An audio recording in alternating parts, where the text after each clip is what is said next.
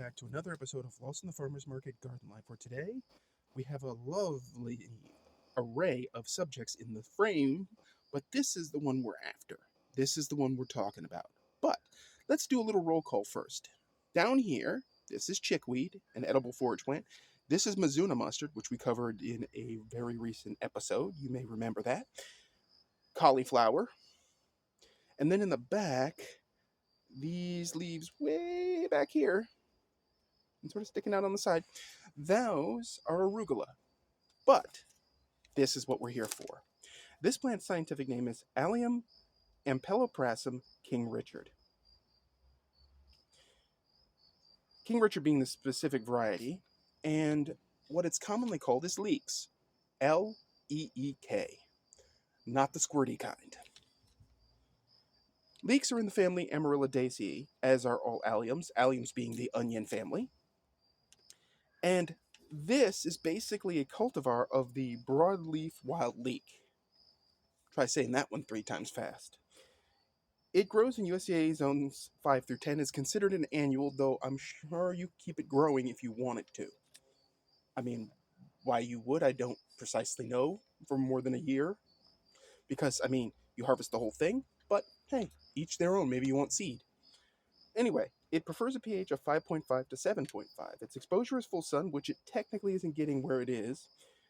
Its height can be 18 to 30 inches tall, which is believable. This one is at least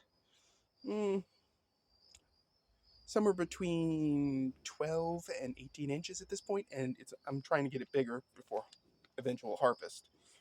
Its width can be 8 to 12, which is referring to how the strap-like leaves sort of flop around, and they're doing it here, as you can see. They're sort of floppy. Normally when you buy it at the store, they chop off a certain amount of the leaves to make it neat and tidy. In reality, this leek is actually curvaceous. It's totally curvilicious, and it is not neat and tidy. But that's okay. We don't judge. We just devour. Anyway, it takes about 6 months from seeding to maturity to produce a mature leek. However, this guy has been going on for longer than that because the original filming of this episode had errors in it, and I had to reshoot it, and I just got around to doing it. But anyway, in this case, this one has been growing for a lot longer than that, and it probably wasn't sighted very well, seeing as how this is technically full sun, but not really. Now, here's some facts for you. Leeks have been grown and eaten at least as far back as the 2nd millennium BCE, BCE standing for Before Common Era. So they've been around and in people's diets for a while. Factually speaking, raw leeks per 100 grams, or 3.5 ounces, have the following nutrition.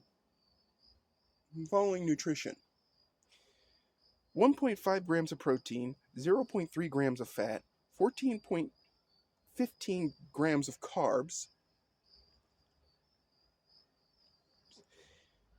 12 milligrams of vitamin C, 59 milligrams of calcium, 28 milligrams of magnesium, 35 milligrams of phosphorus, 180 milligrams of potassium. I've said it before, and I'm going to say it again. You do not need to eat bananas to get your potassium. Eat your veggies, kids. I'm dead serious. They're good for you. Super good. Anyway, and lastly, 83 grams of water. Which consequently, if you had a diet that's full of vegetables, you might not have to drink a gallon of water a day because you'd be getting it from your vegetables. And in a form that doesn't have weirdness in it. I'm just going to say this. The folks who are concerned about fluoride in their water and blah, blah, blah, eat your veggies. That way you won't have to drink the water. I don't approve of that conspiracy, but I'm just pointing out the obvious. Eat your veggies. They're good for you. Anyway, that joke aside, leeks are a very versatile vegetable. They're like an onion, but super mild. They have their own flavor and their own style and stuff. And of course, everybody's heard of potato leek soup. That's what everybody makes with it. But in reality, leeks are more versatile than that. They can go in a variety of soups and stews. I find putting bits of leek, again, I mentioned this with the Mizuna mustard, in instant ramen. Putting them in the water, the water that you're going to boil to make rice.